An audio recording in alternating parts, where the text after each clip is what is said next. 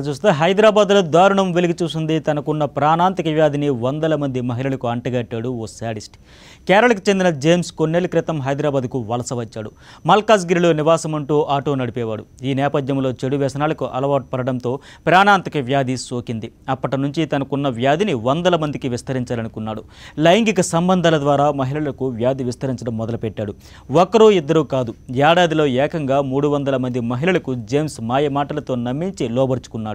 దొంగతనం కేసులో జేమ్స్ని విచారిస్తుండగా ఈ దుర్మార్గం వెలుగు చూసింది. రైల్వే స్టేషన్లో ఉన్న మహిళతో పాటు సంపన్న కుటుంబాలకు చెందిన మహిళలు కూడా ఈ సైకో బారిన పడినట్లు వెల్లడి కావడంతో పోలీసులే కంగుతున్నారు.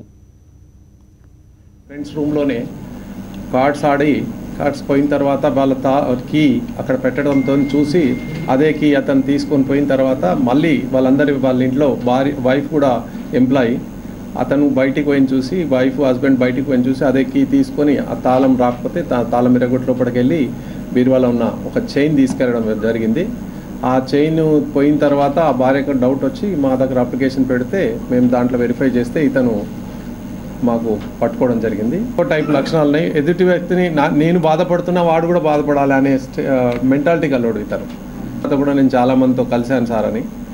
నాకు తెలిసిన తర్వాత కలిసేవాడంటే అవును సార్, తెలిసిన తర్వాత కూడా నాకు ఆ నాలెడ్జ్ ఉంది, అది నాకు డిసీజ్ వచ్చిందని తెలిసి కూడా కలవడం జరిగింది సార్ అని చెప్తున్నాను. బాధితులు చాలామంది ఉన్నారని చెప్తున్నాను. జరిగిన తర్వాత నాకు ఆ డిసీజ్ వచ్చిందని తెలిసిన తర్వాత కూడా చాలామందితో ఇతను కలవడం జరిగింది. అలవాటు పడి ఇట్లాంటి దొంగతనం చేయడం కానీ, మట్కా గేమ్స్ ఆడడం కానీ ఇట్లాంటివి చేస్తూ ఉంటాడు.